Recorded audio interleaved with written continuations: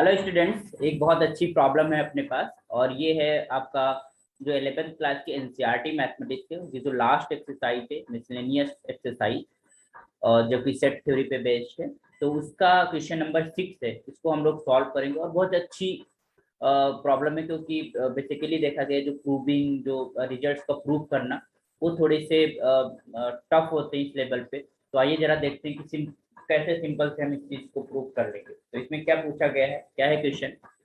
Assume that this P A is equals to P B. P A मतलब power set of A.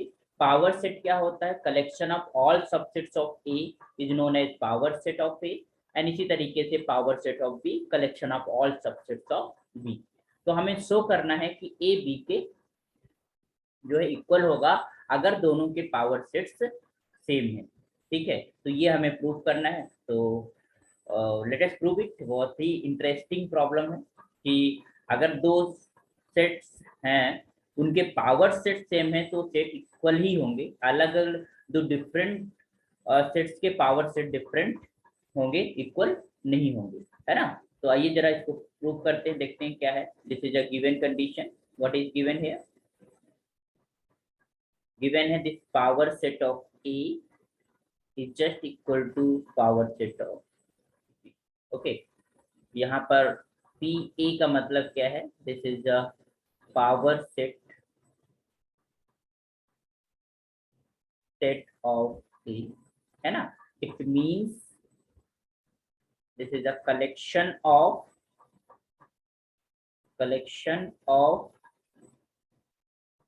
All subsets of A के जितने भी possible subsets हैं उनका collection जो है that is known as power. Okay, तो we have to prove, क्या हमें दिखाना है? वी हैव टू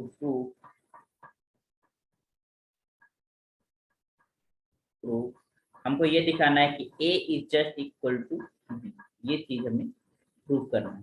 तो हमने एक चीज पता है कि अगर हमें दो सेट्स इक्वल हैं, इक्वल प्रूव करना होता है तो we just simply prove this A is the subset of B and this is your B is the subset of A, तब वो इक्वल हो जाते हैं। ठीक है, this implies A is equal to B. तो हमको बेसिकली प्रूव करना है कि ए जो है वो बी का सबसेट है और बी जो है वो ए का सबसेट है। ठीक है, तो इसके प्रूव करने के लिए हमने लास्ट क्लासेस में हम बता चुके हैं कि ए अगर बी का सबसेट है तो उसके लिए हम क्या करते हैं कि ए का कोई आर्बिट्रेरी एलिमेंट लेंगे और उसको बी में दिखा देंगे। इसका मतलब ये हो जाएगा कि ए के सारे एलिमेंट बी में हैं और अगर ऐसा है तो ए बी का क्या होता है, सबसेट होता है। यही सबसेट की डेफिनेशन ही होती है कि सबसेट जो है किसी सेट के कुछ एलिमेंट्स लेकर ही बनाया जाता है। तो अगर हर एक एलिमेंट किसी सेट का किसी दूसरी सेट के अंदर है तो वो उसका क्या हो गया, सबसेट हो गया, है ना। तो ये चीज तो आप पहले से जान रहे हैं, ऑलरेडी यू नो। तो हमें प्रूव करना है कि A is the subset of B. तो उसके लिए हम क्या करें, ए का एक एलिमेंट लें और उसको बी में दिखा दें बाय यूजिंग द कंडीशन। तो बिना कंडीशन हम दिखा भी नहीं पाओगे, तो वी जस्ट और ये चीज ध्यान रखना, the power set is a collection of subsets of A and B the collection of subsets of B. Okay, तो लेट अस, तो हमने यहाँ पर जो प्रूफ लिखने के लिए हमने क्या किया, लेट किया एक एलिमेंट x इन ए के अंदर हमने एक एलिमेंट मान लिया x इज बिलोंग्स टू ए से हमने मान लिया। अच्छा, अगर x ए का कोई मेंबर है तो कहीं ना कहीं x को लेकर कोई ना कोई सबसेट जरूर बनाया गया होगा, क्योंकि ये is the collection of all subsets of A के सारे सबसेट्स है। तो this imply so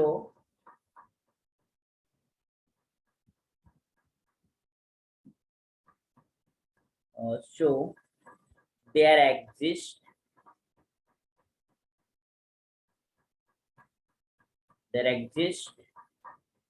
a subset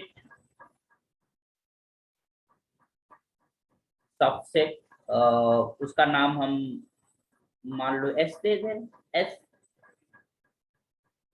in power set of. देखिए सबसेट एक जगह ध्यान रखना, क्योंकि इसके अंदर एलिमेंट्स नहीं है पावर सेट के अंदर, वो सबसेट्स हैं ए के जितने भी सबसेट है। कोई एक सबसेट एस एग्जिस्ट करेगा जिसके अंदर एक्स होगा, क्योंकि जो सबसेट बनाएंगे ए के वो ए के एलिमेंट्स को लेकर बनाया गया है, तो कोई एक ऐसा सबसेट जरूर होगा वहां पर जिसके अंदर एक्स मौजूद होगा। आई थिंक आप समझ रहे हैं। तो this x is belonging to s is belonging to power set of a such that this x is belongs to s, है ना।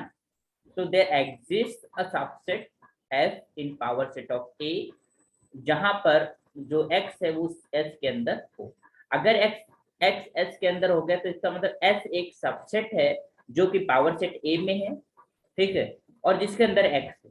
ओके, तो अगर s हमारे पास पावर सेट पी ए में है तो इसका मतलब s जो है वो पावर सेट पी बी में भी होगा। Since power set of a is just equal to power set of b। तो जब दो सेट इक्वल होते हैं तो क्या होता है, हर एक एलिमेंट जो होता है वो इक्वल होता है, मतलब एलिमेंट्स डिफरेंट नहीं होते, सेम एलिमेंट्स होते। तो s अगर पावर सेट a में है तो b में भी होगा, ठीक है। और क्लियरली वी नो दैट कि since this x is belongs to s, क्योंकि वो s सबसेट के अंदर x बिलोंग करता है, और जो b power set of b के जो सबसेट्स हैं वो कहाँ से बनाए गए हैं, वो b से बनाए गए हैं। इसका मतलब जो उसके सबसेट्स में एलिमेंट होंगे वो b के एलिमेंट्स होंगे। तो this implies this x is belongs to, हमें लगता है समझ में आ गया होगा।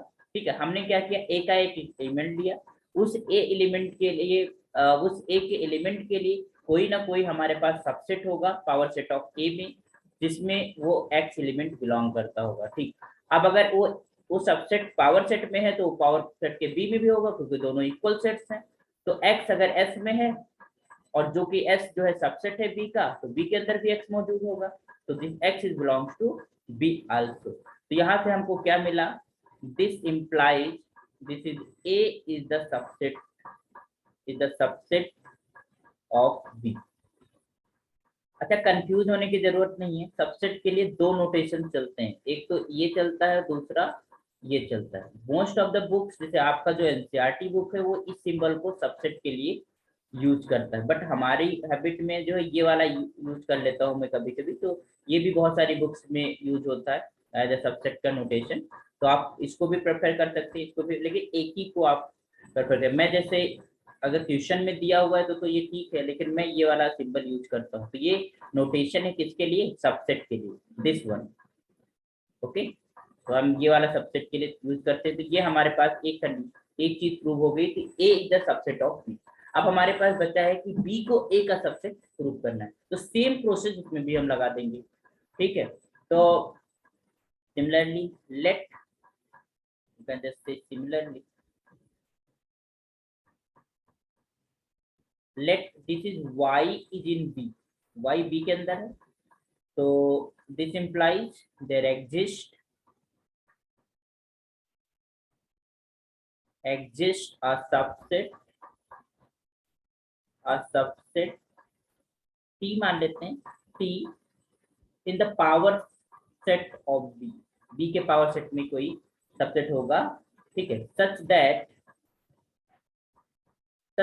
जो y है वो तुम्हारे पास कहाँ बिलोंग करेगा, उस t के अंदर। भाई जाहिर सी बात है, अगर y b में है तो कोई ना कोई ऐसा सबसेट होगा जहां पर y बिलोंग कर रहा होगा, और सारे सबसेट का collection power set of b है, तो इसका मतलब y जो है और t के अंदर भी होगा। ठीक है, एक कोई ना कोई हमारे पास सबसेट मिल जाएगा। वो जो सबसेट मिलेगा क्योंकि वो पावर सेट ऑफ b में है, तो इसका मतलब है जो t है वो बिलोंग करेगा power set of a also.